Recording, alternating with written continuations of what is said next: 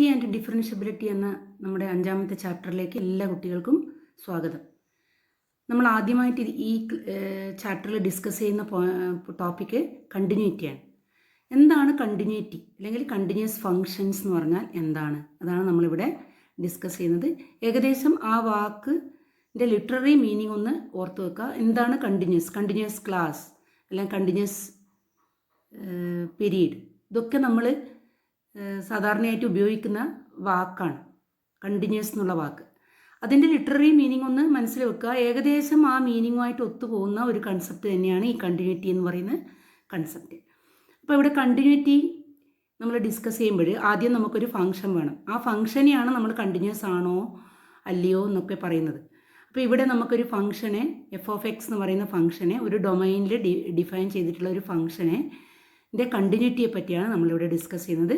നന്നായിട്ട് ശ്രദ്ധിച്ചിരിക്കുക. ഒരു അബ്സ്ട്രാക്റ്റ് ഐഡിയ ആയതുകൊണ്ട് തന്നെ ഇതിനെ നമ്മൾ സാധാരണ മെട്രിക്സിലും ഡിറ്റർമിനൻസിലും പഠിച്ച രീതിയിലേ അല്ല. നമുക്ക് കുറച്ചൊരു സങ്കല്പങ്ങളൊക്കെ വേണം, കുറച്ചൊരു ഭാവനയൊക്കെ വേണം. എന്നാലും മാത്രമേ നമുക്കിത് ഈ കൺസെപ്റ്റിനെ ഉള്ളിലേക്ക് എടുക്കാൻ പറ്റുള്ളൂ. അപ്പോൾ നന്നായിട്ടൊന്ന് മനസ്സിലാക്കാൻ ശ്രമിക്കുക എല്ലാവരും. സംശയങ്ങളുള്ളത് ഓരോ ദിവസത്തെ സംശയങ്ങൾ അന്നന്ന് തന്നെ ക്ലിയർ ചെയ്യുക.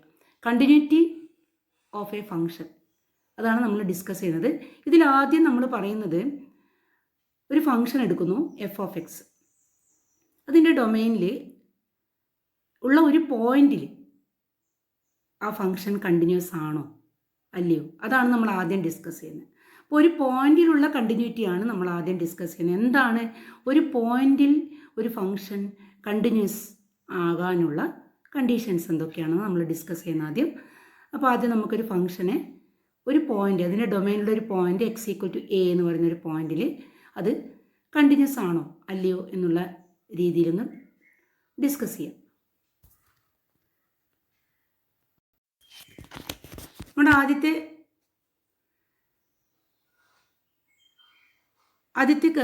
ടോപ്പിക് എന്ന് പറയുന്നത് കണ്ടിന്യൂറ്റി അറ്റ് എ പോയിന്റ് ആണ് നമ്മൾ ഡിസ്കസ് ചെയ്യുന്നത്. അപ്പോൾ ഒരു ഫംഗ്ഷൻ y=f(x) എന്നുള്ള ഫംഗ്ഷൻ ഒരു ഡൊമൈൻ ഡിയിൽ ഡിഫൈൻ ചെയ്തിരിക്കുന്നു വിചാരിക്കുക. ആ ഡൊമൈനിലുള്ളൊരു പോയിൻ്റാണ് x=a എന്ന് വിചാരിക്കുക. ആ പോയിന്റിൽ ആ ഫംഗ്ഷൻ കണ്ടിന്യൂസ് ആണെങ്കിൽ അതിലെ ആ ഒരു പോയിന്റിലുള്ള ഫംഗ്ഷൻ്റെ ലിമിറ്റ് ആ ഫംഗ്ഷൻ്റെ വാല്യൂവിനോട് ഈക്വൽ ആയിരിക്കണം. അതായത് ഫംഗ്ഷൻ f(x) ആണെങ്കിൽ ആ f(x)ൻ്റെ limit x tends to a f(x), അതായത് a എന്ന് പറയുന്ന പോയിന്റിലുള്ള കണ്ടിന്യൂറ്റിയാണ് നമ്മൾ ചെക്ക് ചെയ്യുന്നത്. അപ്പോൾ ലിമിറ്റ് എക്സ്റ്റെൻസ് ടു a f(x)ൻ്റെ value f(x) equal to f(a) ആയിരിക്കണം. അതായത് a എന്നുള്ള വാല്യൂ പോയിന്റിലുള്ള ഫംഗ്ഷൻ്റെ വാല്യൂവിനോട് ആ ലിമിറ്റ് ഈക്വൽ ആവുന്ന കേസിലാണ് നമ്മൾ എന്ത് പറയുന്നത്, continuity at A point x=a എന്നുള്ള കൺസെപ്റ്റ് നമ്മൾ അങ്ങനെയാണ് എക്സ്പ്ലെയിൻ ചെയ്യുന്നത്. അപ്പോൾ അതെങ്ങനെയാണെന്ന് നമുക്ക് നോക്കാം. അത് ഗ്രാഫിലൂടെയും അതുപോലെ പ്രോബ്ലംസിലൂടെയും നമുക്കൊന്ന് ചെക്ക് ചെയ്യാം. ഇവിടെ നമുക്ക് ലിമിറ്റ് എന്നുള്ള, ഞാൻ നേരത്തെ പറഞ്ഞു, ലിമിറ്റ് എന്നുള്ള കൺസെപ്റ്റാണ് നമ്മളിവിടെ കാര്യമായിട്ട് ഉപയോഗിക്കുന്നത്. നമുക്ക് നോക്കാം ലിമിറ്റ് എങ്ങനെയാണ് ഈ ഒരു കൺസെപ്റ്റിലേക്ക് വരുന്നതെന്ന് നോക്കാം. ഈ കൺസെപ്റ്റ് ഞാൻ ഒന്നുകൂടി പറയാം. അതായത് നമ്മളൊരു ഫംഗ്ഷൻ കൺസിഡർ ചെയ്യുന്നു y=f(x) എന്ന് പറയുന്നൊരു ഫംഗ്ഷൻ. നമുക്കതിൻ്റെ ഡൊമൈൻ ഉണ്ട്. ആ ഡൊമൈനിലുള്ള ഒരു പോയിന്റ് എടുക്കുന്നു x=a എന്ന് പറയുന്നൊരു പോയിന്റ്. ഈ x=a ഫംഗ്ഷൻ കണ്ടിന്യൂസ് ആവണമെങ്കിൽ നമ്മുടെ കണ്ടീഷൻ ഇതാണ്, limit x tends to a f(x), ഈ വാല്യൂ ഏതിനോട് ഈക്വൽ ആയിരിക്കണം, f(a)യോട് ഈക്വൽ ആയിരിക്കണം. നമുക്കറിയാം ഈ limit x tends to a f(x) എന്ന് പറഞ്ഞാൽ കഴിഞ്ഞ വർഷം നമ്മൾ +1 ചാപ്റ്റർ 13 പഠിച്ച ലിമിറ്റ്സ് എന്നുള്ള കൺസെപ്റ്റാണ്. ഒരു പോയിന്റിലുള്ള ലിമിറ്റ് നമ്മൾ എങ്ങനെയാണ് കാൽക്കുലേറ്റ് ചെയ്യുക?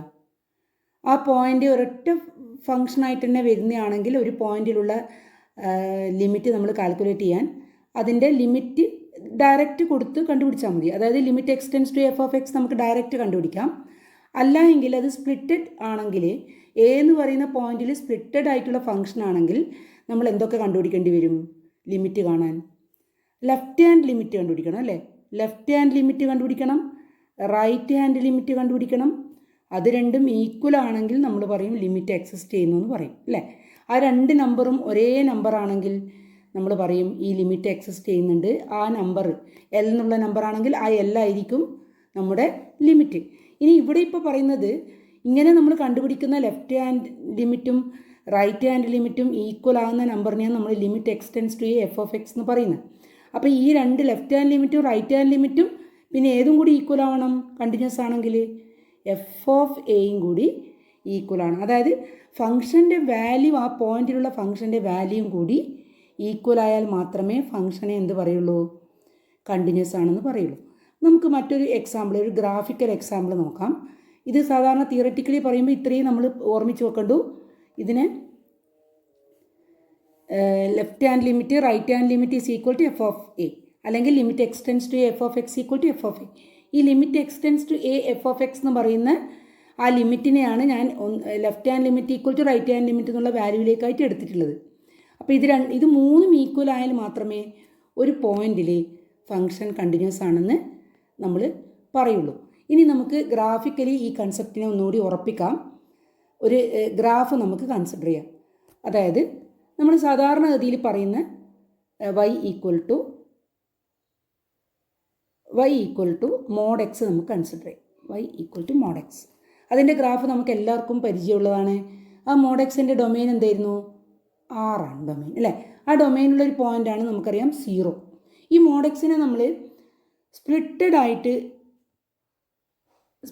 ആയിട്ട് തീരുമാനിച്ചിട്ടുണ്ട് അല്ലേ? ഡിഫൈൻ ചെയ്തിട്ടുണ്ട് നേരത്തെ. എങ്ങനെയാണ് സ്പ്ലിറ്റഡ് ആയിട്ട് ഡിഫൈൻ ചെയ്തിട്ടുള്ളത്? ഒരു ബ്രാക്കറ്റ് കൊടുത്താൽ നമുക്ക് കുറച്ചുകൂടി ഇതായിട്ട് എഴുതാം. അതായത് നെഗറ്റീവ് എക്സ് ആയിരിക്കും എപ്പോഴും.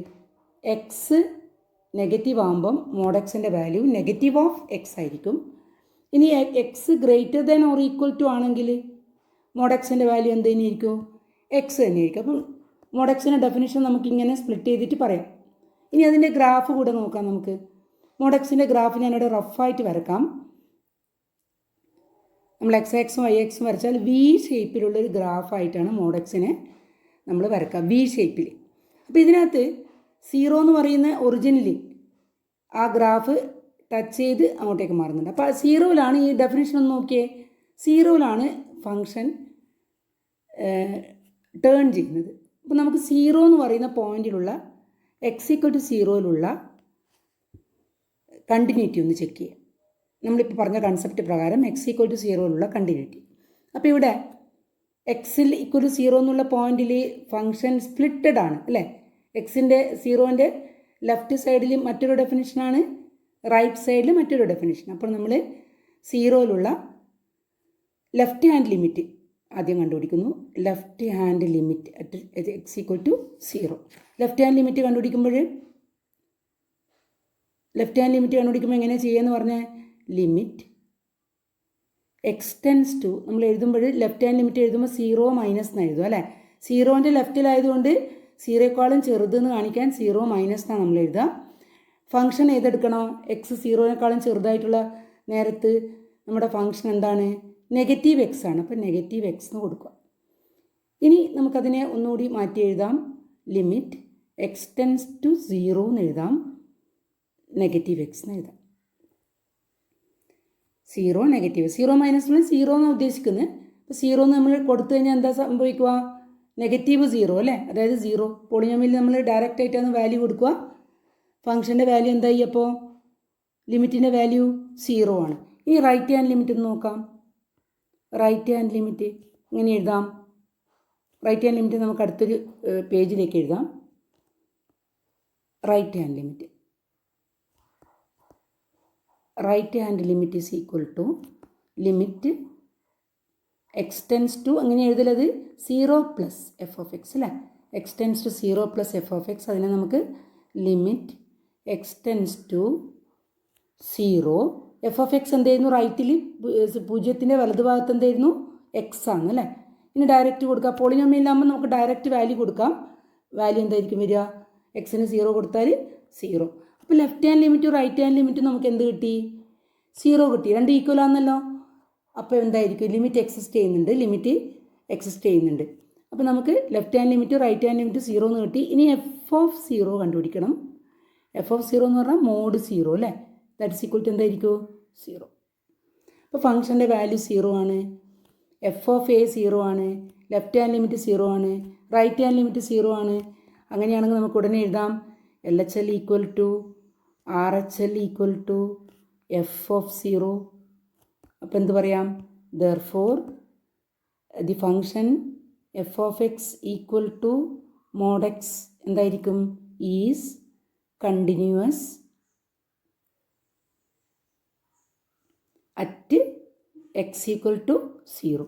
അപ്പം ഇങ്ങനെയാണ് ഒരു പോയിന്റിലുള്ള കണ്ടിന്യൂറ്റി നമ്മൾ ചെക്ക് ചെയ്യുന്നത്. ഇതിപ്പോൾ സ്പ്ലിറ്റഡ് ഫംഗ്ഷൻ ആയതുകൊണ്ട് ഞാനിങ്ങനെ പറഞ്ഞു. ഇനി നമുക്കൊരു സ്പ്ലിറ്റഡ് അല്ലാത്തൊരു ഫംഗ്ഷൻ, നമുക്ക് ഏറ്റവും ഫെമിലിയർ ആയിട്ടുള്ള മറ്റൊരു ഫംഗ്ഷൻ നോക്കാം. സ്പ്ലിറ്റഡ് അല്ലാത്തൊരു ഫംഗ്ഷൻ ഞാൻ എടുക്കുന്നു. നമുക്ക് ഏറ്റവും സിമ്പിളായിട്ട് നമ്മൾ കഴിഞ്ഞ വർഷം വരച്ചിട്ടുള്ള ഫംഗ്ഷനാണ് y equal to x square അല്ലേ? y ഈക്വൽ ടു എക്സ് സ്ക്വയറിൻ്റെ ഗ്രാഫ് ഓർമ്മയുണ്ടല്ലോ. ഇതിൻ്റെ ഡൊമൈൻ എന്താണ്?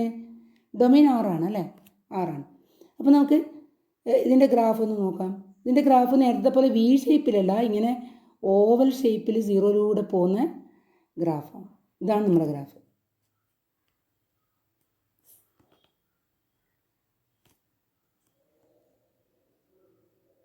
ഇതാണ് നമ്മുടെ y equal to x square എന്നുള്ള ഗ്രാഫ്. ഇത് റഫ് ഫിഗറാണ്, കറക്റ്റായിട്ട് പോയിൻ്റ് എടുത്ത് വരക്കാത്തതുകൊണ്ട് ആകൃതിയിൽ വ്യത്യാസം ഉണ്ടാവും. അപ്പോൾ എക്സ് സ്ക്വയറിൻ്റെ ഗ്രാഫ് ഇങ്ങനെയാണ്. അപ്പോൾ 0 എന്ന് പറയുന്ന പോയിൻ്റ് ഇവിടെ ഉണ്ടല്ലോ. ഇനി ഇതിൽ നമ്മൾ 0-ലുള്ള കണ്ടിന്യൂറ്റി നോക്കുവാണെങ്കിൽ നമ്മൾ ലെഫ്റ്റ് ലിമിറ്റും റൈറ്റ് ലിമിറ്റും നോക്കണം, വേണ്ടല്ലോ. നമ്മൾ ഡയറക്റ്റ് ലിമിറ്റ് നോക്കിയാൽ മതിയല്ലോ അല്ലേ? അപ്പോൾ നമ്മൾ ആദ്യം എന്ത് ചെയ്താൽ മതി? 0-ലുള്ള ലിമിറ്റ് നമുക്ക് നോക്കണം. അറ്റ് എക്സ് ഈക്വൽ ടു 0-ൽ ഇത് കണ്ടിന്യൂസ് ആണോ എന്ന് നമുക്ക് നോക്കണം. അപ്പോൾ നമ്മൾ ചെയ്യേണ്ടത് ഇത്രയേ ഉള്ളൂ. ലിമിറ്റ് എക്സ് ടെൻസ് ടു 0 ആണ് നമ്മളെ പോയിൻ്റ്. എക്സ് സ്ക്വയർ എന്ന് പറയുമ്പോൾ എക്സ് സ്ക്വയർ കണ്ടുപിടിക്കണം. നമുക്കറിയാം പോളിനോമിയലിൽ നമ്മൾ ലിമിറ്റ് കാണുമ്പോൾ ഡയറക്റ്റ് കൊടുത്താൽ മതി. അപ്പോൾ 0 സ്ക്വയർ ഈക്വൽ ടു 0 എന്ന് കിട്ടും. ഇനി എഫ് ഓഫ് 0 എന്തായിരിക്കും കിട്ടുക? നമ്മുടെ എഫ് ഓഫ് എക്സ് എന്തായിരുന്നു? എഫ് ഓഫ് എക്സ് എന്ന് പറഞ്ഞാൽ y അല്ലേ? F of x x square. അപ്പോൾ എഫ് ഓഫ് 0 എന്തായിരിക്കും? 0 square that is equal to 0. ഈ 0 എന്ന് പറയുന്ന പോയിന്റിലുള്ള പ്രത്യേകത എന്താ? Function continuous. ഈ കണ്ടിന്യൂസ് എന്ന് പറയുമ്പോൾ നമുക്കവിടെ ഒരു കാര്യം കൂടി മനസ്സിലാവും. ഈ കണ്ടിന്യൂസ് ആവുന്ന ഫംഗ്ഷൻ ബ്രേക്കില്ലാണ്ട് പോകുന്ന ഗ്രാഫായിരിക്കും. നമ്മളിപ്പം മോഡെക്സിൻ്റെ ഗ്രാഫ് എടുത്ത് നോക്കിയട്ടെ. മോഡെക്സിൻ്റെ ഗ്രാഫ് നമ്മളിവിടെ പഠിച്ച് നോക്കിയതാ. എവിടെയും ബ്രേക്ക് ആവുന്നില്ലല്ലോ. 0-ൽ ബ്രേക്ക് ആവുന്നുണ്ടോ? ഇല്ല. ഗ്രാഫ് കണ്ടാൽ നമുക്ക് ഉടനെ പറയാൻ പറ്റുമോ ഇത് കണ്ടിന്യൂസ് ആണോ അല്ലയോ എന്ന്. അതായത് ആ പോയിന്റ് നമ്മുടെ ഡൊമൈനിലാണോ എന്ന് ആദ്യം നോക്കണം. ഡൊമൈനിലുള്ള പോയിന്റിൽ എവിടെയെങ്കിലും ഗ്രാഫ് ബ്രേക്ക് ആവുന്നുണ്ടെങ്കിൽ ആ പോയിന്റിൽ എന്തായിരിക്കില്ല? കണ്ടിന്യൂസ് ആയിരിക്കില്ല. ബ്രേക്ക് ആവാണ്ട് പോകുന്നുണ്ടെങ്കിൽ തീർച്ചയായിട്ടും എന്തായിരിക്കും? കണ്ടിന്യൂസ് ആയിരിക്കും. ഇനി നമുക്ക് മറ്റൊരു എക്സാമ്പിളും കൂടി, നമ്മൾ പഠിച്ച മറ്റൊരു എക്സാമ്പിളും കൂടി നമുക്ക് നോക്കാം. നമ്മൾ പഠിച്ച മറ്റൊരു എക്സാമ്പിളാണ് സിഗ്നം ഫംഗ്ഷൻ അല്ലേ? സിഗ്നം ഫംഗ്ഷനെ നമുക്കൊന്ന് ചെക്ക് ചെയ്ത് നോക്കാം. സിഗ്നം ഫംഗ്ഷൻ്റെ ഗ്രാഫ് ഓർമ്മയുണ്ടോ? എങ്ങനെയാണ് നമ്മൾ ഫംഗ്ഷനെ ഡിഫൈൻ ചെയ്തത്?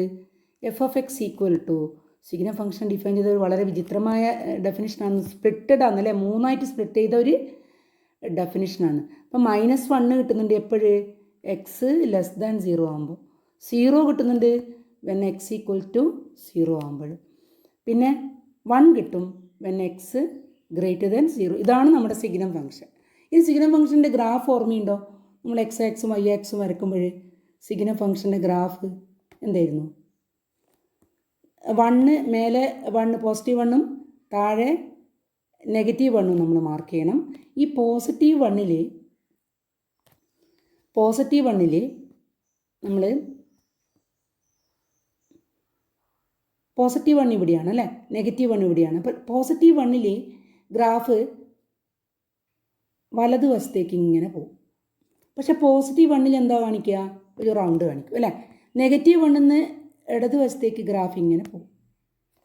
അവിടെ നമ്മളൊരു പോയിന്റ്, എന്തുകൊണ്ടാണ് അവിടെ അങ്ങനെ മാർക്ക് ചെയ്യുന്നത് നമ്മൾ? അതായത് നമ്മുടെ 0 ഇവിടെ ഒറിജിനായിട്ടുണ്ട്. 0 ഇവിടെയുണ്ട്. 0 അവിടെയുണ്ട്, നമ്മുടെ ഒറിജിൻ അവിടെയുണ്ട്. +1 എന്ന് പറയുന്നത് എക്സ് പോസിറ്റീവ് ആകുമ്പോൾ ഫംഗ്ഷൻ്റെ വാല്യൂ എപ്പോഴും 1 ആണ്. അപ്പോൾ 1 1 1 എന്നുള്ള പോയിന്റ് ചേർത്ത് വരച്ചാൽ നമുക്ക് വലതു ഭാഗത്തേക്ക് ഒരു ലൈൻ കിട്ടും അല്ലേ? പിന്നെ എക്സ് നെഗറ്റീവ് ആവുന്ന സമയത്തോ എക്സ് ആക്സ് ഇവിടെയാണ്, ഇത് എക്സ് ആക്സ് ആണ് അല്ലേ? എക്സ് ആക്സ് 0-ന് ലെഫ്റ്റ് സൈഡിലൊന്ന് നോക്കിയാട്ടെ, ഏത് ഭാഗത്തേക്കാണ് നെഗറ്റീവ്? 0-ന് ലെഫ്റ്റിൽ. അപ്പോൾ 0-ൽ നിന്ന് ലെഫ്റ്റിലേക്കുള്ള നെഗറ്റീവ് വാല്യൂ വരുമ്പോൾ എപ്പോഴും ഫംഗ്ഷൻ്റെ വാല്യൂ എന്താണ്? -1 ആണ്. അപ്പോൾ നമ്മൾ ഗ്രാഫ് വരക്കുമ്പോൾ -1 എന്നുള്ള പോയിന്റിൽ നിന്ന് ഇങ്ങോട്ടേക്ക് ഒരു ലൈന് വരും അല്ലേ. പക്ഷേ -1 എന്തായിരിക്കും, -1 എന്ന് പറയുന്ന വാല്യൂ നമുക്ക് സീറോൻ്റെ ഇമേജ് ആയിട്ട് വരുന്നില്ലല്ലോ. അപ്പോൾ സീറോൻ്റെ നേരെയുള്ള ആ -1 എന്നുള്ള പോയിന്റിന് നമ്മളൊരു റൗണ്ട് ഇടണം, കാരണം ആ പോയിന്റ് ഫംഗ്ഷൻ്റെ അകത്ത് ഇല്ല. അതേപോലെ സീറോൻ്റെ ഇമേജ് 1 ആവുന്നില്ല, അതുകൊണ്ട് 1ൻ്റെ നേരെ സീറോൻ്റെ നേരെയുള്ള ആ 1ന് നമ്മളൊരു റൗണ്ട് ഇടണം. ഇനി ഈ ഫംഗ്ഷൻ്റെ കണ്ടിന്യൂറ്റി നമുക്ക് ചെക്ക് ചെയ്യാം.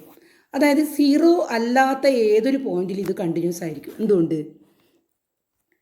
അതായത് സീറോ അല്ലാത്തൊരു പോയിന്റ് നമ്മൾ എടുക്കുന്നു വിചാരിക്കുക.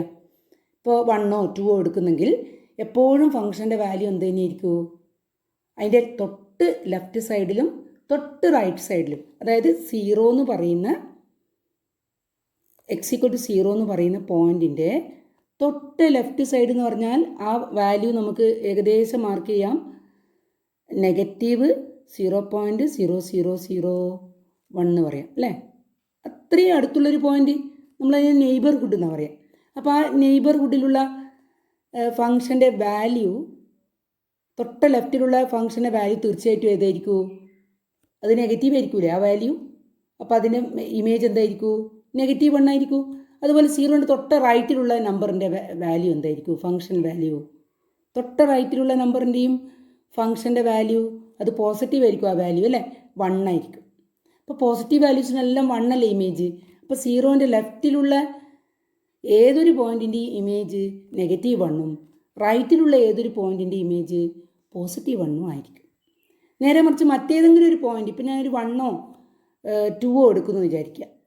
1ഓ 2ഓ നമ്മൾ എടുത്തു കഴിഞ്ഞാൽ ഇപ്പോൾ ഒരു 1 ഞാൻ 2 എടുക്കുന്നു വിചാരിക്കുക. 2ൻ്റെ തൊട്ട് ലെഫ്റ്റിലുള്ള വാല്യൂ പോസിറ്റീവ് തന്നെ ആയിരിക്കുമല്ലോ, അതിൻ്റെ ഇമേജ് എന്തായിരിക്കും, 1. 2ൻ്റെ തൊട്ട് റൈറ്റിലുള്ള നമ്പറിൻ്റെ ഇമേജ് എന്തായിരിക്കും, അതും പോസിറ്റീവ് നമ്പറാണ്, അതിൻ്റെ ഇമേജും എന്തായിരിക്കും, 1 ആണ്. അപ്പോൾ 2ലുള്ള ലെഫ്റ്റ് ലിമിറ്റും റൈറ്റ് ലിമിറ്റും 1 തന്നെയായിരിക്കും. 2ലും എന്ത് തന്നെയായിരിക്കും, 1 തന്നെയായിരിക്കും ഇമേജ്. അപ്പോൾ f(2)ഉം 1 തന്നെയായിരിക്കും. അപ്പോൾ 2ലും ആ ഫംഗ്ഷൻ എന്തായിരിക്കും, കണ്ടിന്യൂസ്. അപ്പോൾ അതായത് നമ്മൾ ഇതിൽ നിന്ന് മനസ്സിലാക്കേണ്ട ഒരു കാര്യം, ഫംഗ്ഷൻ സ്പ്ലിറ്റാകുന്നിടത്ത് മാത്രമേ നമ്മൾ എന്ത് നോക്കണ്ടൂ, കണ്ടിന്യൂസ് ആണോ എന്ന് നോക്കണ്ടു. അവിടെയേ സാധ്യതയുള്ളൂ കണ്ടിന്യൂറ്റി അല്ലാതിരിക്കാനുള്ള സാധ്യത. ഇപ്പോൾ ഗ്രാഫിനകത്ത് കണ്ടിന്യൂസ് ആയിട്ട് ത്രൂ ഔട്ട് ആ പോയിന്റിലൂടെ കടന്നു പോകുന്ന ലൈൻ ഉണ്ടെങ്കിൽ തീർച്ചയായിട്ടും ആ പോയിന്റിൽ ഫംഗ്ഷൻ കണ്ടിന്യൂസ് ആയിരിക്കും. ത്രൂ ഔട്ട് പോകുന്നില്ല എങ്കിലോ ഫംഗ്ഷൻ കണ്ടിന്യൂസ് ആയിരിക്കില്ല. അതുകൊണ്ട് നമ്മളിവിടെ 0-ലാണ് ചെക്ക് ചെയ്യുന്നത്, കാരണം 0-ലാണ് ഒരു ടേൺ സംഭവിക്കുന്നത് അല്ലേ. ഇവിടെ നോക്കിയട്ടെ, ഗ്രാഫിൻ്റെ ഒരു രീതി നോക്കുക. 0 എന്ന് പറയുന്ന പോയിന്റിൻ്റെ അടുത്ത് നിന്നാണ് ഒന്ന് വലത്തോട്ടും ഒന്ന് ഇടത്തോട്ടും പോകും അല്ലേ. അപ്പോൾ നമ്മൾ x=0ൽ കണ്ടിന്യൂറ്റി ചെക്ക് ചെയ്യുമ്പോൾ ആദ്യം ലെഫ്റ്റ് ഹാൻഡ് ലിമിറ്റ് കണ്ടുപിടിക്കണം അല്ലേ. ലെഫ്റ്റ് ഹാൻഡ് ലിമിറ്റ് കണ്ടുപിടിക്കാൻ ലിമിറ്റ് x→0 മൈനസ് f(x),